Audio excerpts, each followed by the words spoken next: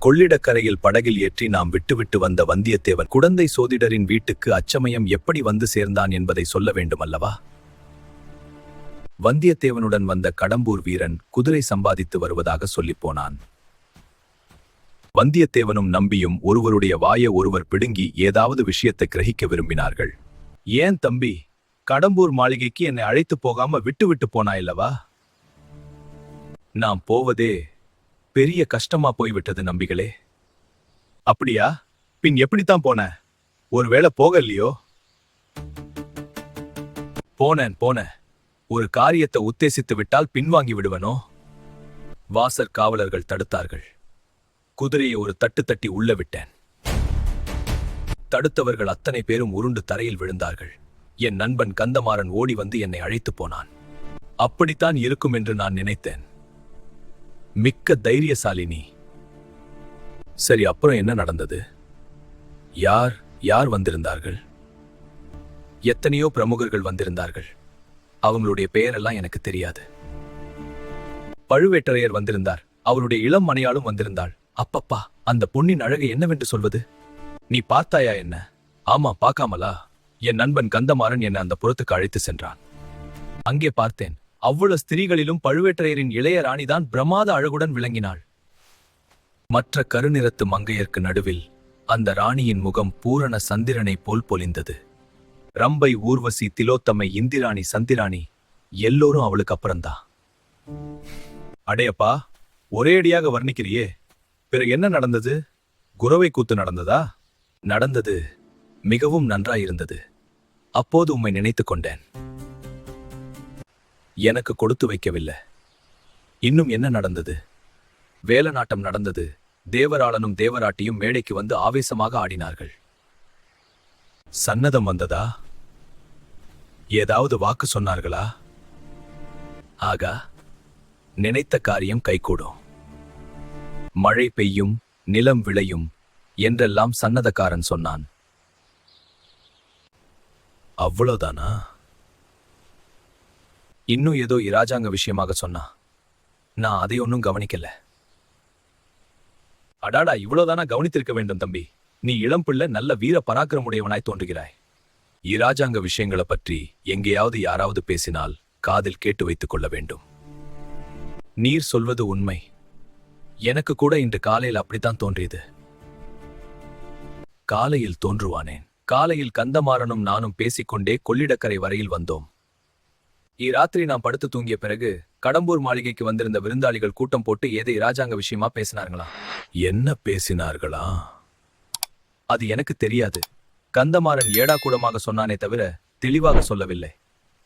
ஏதோ ஒரு காரியம் சீக்கிரம் நடக்கப் போகிறது, அப்போது சொல்கிறேன்றான்.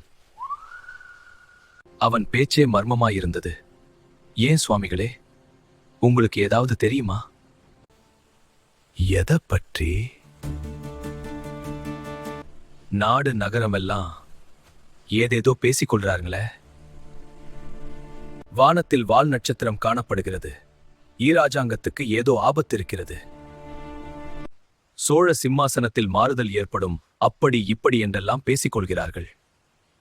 இன்னும் யாரோ பெரிய கைகள் சேர்ந்து அடிக்கடி கூடி அடுத்த பட்டத்துக்கு யார் என்று யோசித்து வருகிறார்களாம். உங்களுக்கு என்ன தோன்றுகிறது? அடுத்த பட்டத்துக்கு யார் வரக்கூடும்? எனக்கு அதெல்லாம் தெரியாது தம்பி. ராஜாங்க காரியங்களுக்கும் எனக்கும் என்ன சம்பந்தம்? நான் வைஷ்ணவன், ஆழ்வார்களின் அடியார்க்கு அடியான். எனக்கு தெரிந்த பாசுரங்களை பாடிக்கொண்டு ஊராய் திரிகிறவன்.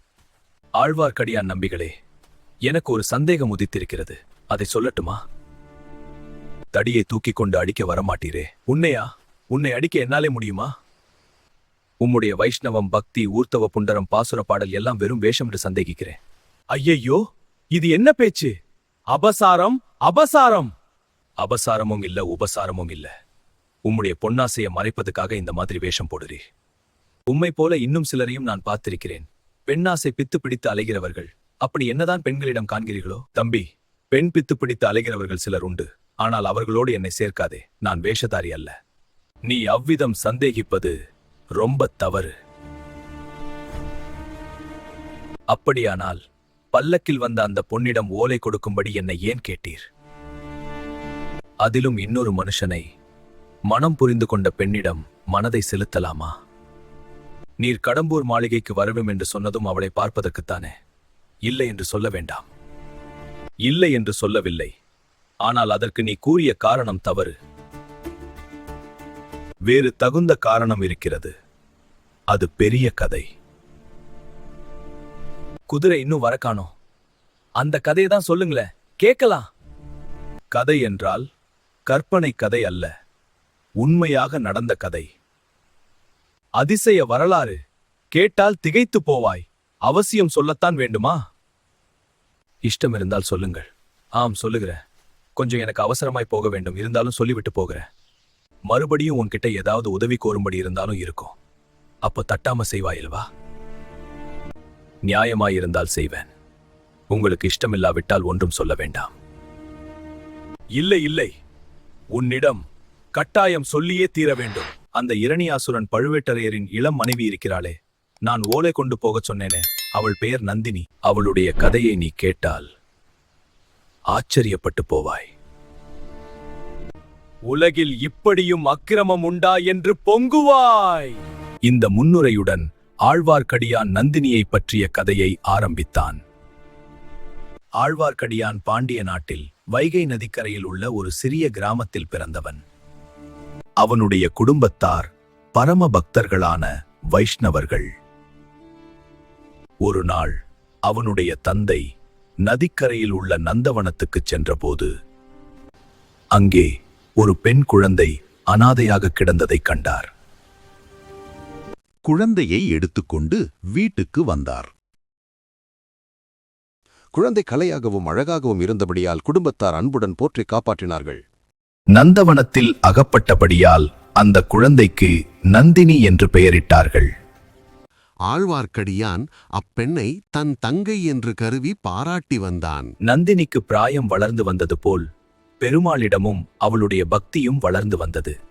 இவள் இன்னொரு ஆண்டாளாகி பக்தர்களையெல்லாம் ஆட்கொள்ளப் போகிறாள் என்று அக்கம் பக்கத்தில் உள்ளவர்கள் நம்பினார்கள். இந்த நம்பிக்கை ஆழ்வார்க்கடியானுக்கு தான் அதிகமாயிருந்தது. தந்தை இறந்த பிறகு அப்பொன்னை வளர்க்கும் பொறுப்பை அவனே ஏற்றுக்கொண்டான். இருவரும் ஊர் ஊராகச் சென்று ஆழ்வார்களின் பாசுரங்களை பாடி வைஷ்ணவத்தை பரப்பி வந்தார்கள். நந்தினி துளசி மாலை அணிந்து பக்தி பரவசத்துடன் பாடிய பாசுரம் கேட்டவர்களெல்லாம் மதிமயங்கி போனார்கள்.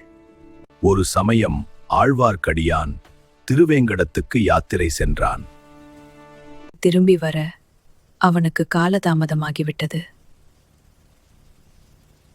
அந்த இடைவெளியில்தான் நந்தினியின் வாழ்க்கையில் ஒரு விபரீதம் நேர்ந்துவிட்டது. பாண்டியர்களுக்கும் சோழர்களுக்கும் இறுதிப் பெரும் போர் மதுரைக்கு அருகில் நடந்தது. அந்த போரில் பாண்டியர் சேனை சர்வநாசமடைந்தது. வீரபாண்டியன் உடம்பெல்லாம் காயங்களுடன் போர்க்களத்தில் விழுந்து கிடந்தான். அவனுடைய அந்தரங்க ஊழியர்கள் சிலர் வீரபாண்டியனை கண்டுபிடித்தார்கள். இரவுக்கிரவே நந்தினியின் வீட்டில் அவனை கொண்டு வந்து சேர்த்தார்கள். பாண்டியனுடைய நிலைமையைக் கண்டு நந்தினியின் உள்ளம் உருகியது. கருணையோடு அவனுக்கு பணிவிடை செய்தாள். ஆனால் சீக்கிரமே சோழ வீரர்கள் அதை கண்டுபிடித்து விட்டார்கள். நந்தினியின் வீட்டை சூழ்ந்து உட்புகுந்தார்கள். எதிர்ப்பே இல்லாமல் வீரபாண்டியனை அவர்கள் கொன்றார்கள். நந்தினியின் அழகைக் கண்டதும் பழுவேட்டரையரின் உள்ளம் மோகத்தில் மூழ்கியது. அவளை சிறைபிடித்து பழுவேட்டரையர் தன் அரண்மனைக்கு கொண்டு போய்விட்டார். இது 3 வருஷங்களுக்கு முன்னால் நடந்தது.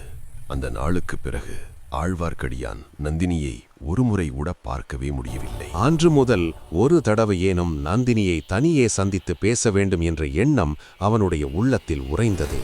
அவள் விரும்பினால் அவளை விடுதலை செய்து கொண்டு போகவும் ஆழ்வார்க்கடியான் மீண்டும் மீண்டும் முயன்றான். ஆனால் இதுவரையில் அம்முயற்சியில் அவனுக்கு வெற்றி கிடைக்கவே இல்லை. இந்த வரலாற்றை கேட்ட வந்தியத்தேவனுடைய உள்ளம் உருகிவிட்டது.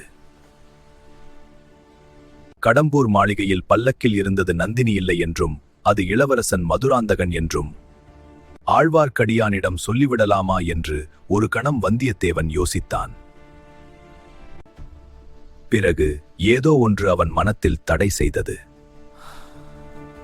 ஒருவேளை இந்த கதை முழுதும் ஆழ்வார்க்கடியானின் கற்பனையோ என்று வந்தியத்தேவனுக்கு தோன்றியது. ஆகையால் கடம்பூர் மாளிகையில் தான் அறிந்து கொண்ட இரகசியத்தை சொல்லவில்லை. அப்போது சற்று தூரத்தில் கடம்பூர் வீரன் குதிரையுடன் வந்து கொண்டிருந்தான். தம்பி, எனக்கு நீ உதவி செய்வாயா? நான் என்ன உதவி செய்ய முடியும்? பழுவேட்டரையர் இந்த சோழ பேரரசையே ஆட்டுவிக்கும் ஆற்றலுடையவர். நானோ ஒரு செல்வாக்கமில்லாத தன்னந்தனியாள். என்னால் என்ன செய்ய முடியும்? பிறகு நம்பிகளே, இராஜாங்க காரியங்களைப் பத்தி உமக்கு ஒன்றுமே தெரியாதென்றா சொல்கிறீர்கள்? சுந்தர சோழ மகாராஜாவுக்கு ஏதாவது நேர்ந்து விட்டால் அடுத்த பட்டத்துக்கு உரியவர் யார் என்று உம்மால் சொல்ல முடியாதா? அதெல்லாம் எனக்கு என்ன தெரியும் தம்பி? குடந்தை ஜோசியரை கேட்டால் ஒருவேளை சொல்வார். ஓஹோ, குடந்தை சோதிடர் உண்மையிலே அவ்வளோ கெட்டிக்காரர் தானா? அசாத்திய கெட்டிக்காரர். சோதிடமும் பார்த்து சொல்வார். உலக விவகாரங்களை அறிந்து ஆருடம் சொல்லுவார். அப்படியானால் அவரை பார்த்துவிட்டு போக வேண்டியதுதான் என்று வந்தியத்தேவன் மனதில் தீர்மானித்துக் கொண்டான். ஆதிகாலத்திலிருந்து மனித குலத்துக்கு வருங்கால நிகழ்ச்சிகளை அறிந்து கொள்வதில் பிரேமை இருந்து வருகிறது. அரசர்களுக்கும் அந்த பிரேமை உண்டு, ஆண்டிகளுக்கும் உண்டு, முற்றும் துறந்த முனிவர்களுக்கும் உண்டு, இல்லறத்தில் உள்ள ஜனங்களுக்கும் உண்டு, அறிவி சிறந்த மேதாவிகளுக்கும் உண்டு, மூடமதியினர்களுக்கும் உண்டு. இத்தகைய பிரேமை நாடு நகரங்களை கடந்து பல அபாயங்களுக்கு துணிந்து அரசாங்க அந்தரங்க பணியை நிறைவேற்றுவதற்காக பிரயாணம் செய்து கொண்டிருந்த நம்முடைய வாலிப வீரனுக்கும் இருந்ததில் ஆச்சரியமில்லை அல்லவா? இந்த வீடியோ உங்களுக்கு பிடித்திருந்தால் லைக் பண்ணுங்க, உங்க நண்பர்களோட ஷேர் பண்ணுங்க, மறக்காம சப்ஸ்கிரைப் பண்ணுங்க. மீண்டும் அடுத்த அத்தியாயத்தில் சந்திப்போம்.